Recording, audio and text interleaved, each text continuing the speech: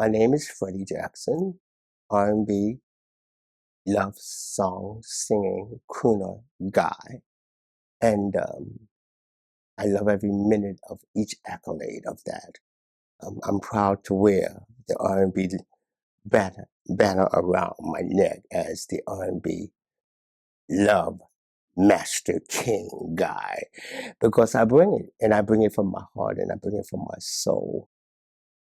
I remember in 1983, working a job as a word processor. I kept a full-time job while I was also doing background for on sessions for Harry Belafonte, M2 May, Juicy Fruit, Lilo Thomas, Evelyn King, and Howard Johnson. Ooh, so fine. Um, the list kind of goes on and on. I was doing a lot of background stuff. And so Paul Lawrence called me and said, "What in the world are you doing sitting behind a wood processing machine? Freddie, you're talented. You need to sing." He says, "You need to find someplace, and I'm going to bring some people so they can hear you." So I had just gone to see a friend of mine who's in a show called Sophisticated Ladies on Broadway. Priscilla Baskerville is her name. And I saw her at a club called Freddie's on the east side.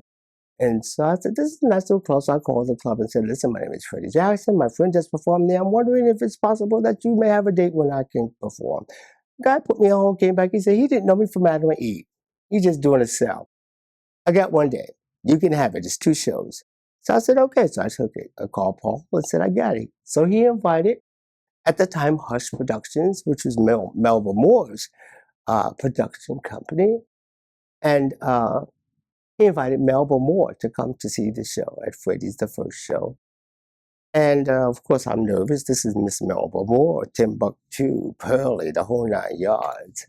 Tony Award winning star. You stepped into my life. How many clubs did I dance in at off of You Stepped Into My Life? And here she is sitting in the audience and she's listening to me sing. But then I had another perception of her because I was singing. She was screaming and hollering like she's crazy. "Lady, calm down." She said, "Ow, sing it." And after the show, she's like, "Boy, you can sing." So she said, "So we're going to talk to you." So Paul called and Hush wanted to meet me. I met Hush. I went on the road singing background for Melba Moore. I was her key background singer.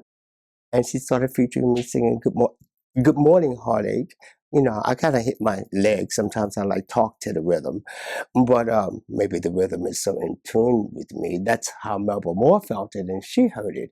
But at any rate, um, when I made an album, there was a song called "Just a Little Bit More," written by McFadden and Whitehead.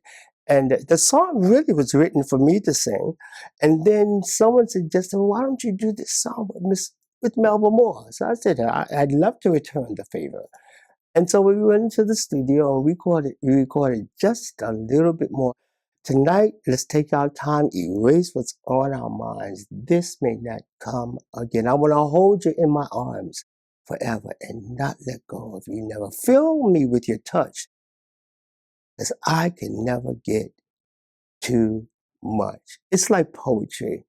And she just added her beautiful high voice, and I had to say, "We all need to calm her down a little. She's overtaking the song. Could you bring her down in the track?" I'm just kidding. I love Melba, and I learned so much from Melba. She gave me more than just a little bit more. She gave me the best Melba Moore that anyone could ever get. Sometimes you're grown into this, you're blessed to be born into this. But Melba said, "Freddie, learn from me. I've got nothing to lose. Take this and run with it." And I did. I love Melba Moore. Just a little bit more is not enough for her.